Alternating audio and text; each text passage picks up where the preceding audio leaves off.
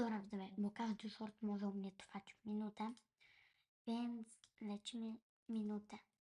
Na tej bieżni, tak jak wam mówię, bo doszedł mi 2 lajki, czyli muszę nagrać 6 shortów, aż z tego, bo short może trwać tylko minutę. No to tak, jakby dajcie łapę w górę i subskrypcję, bo chyba 2 subskrybentów mi doszło, czyli 2 etapy w tym lecimy. Ale to na kolejnym shorcie.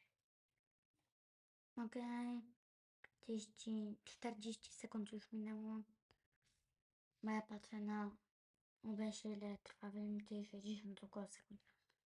Short. Dobra. I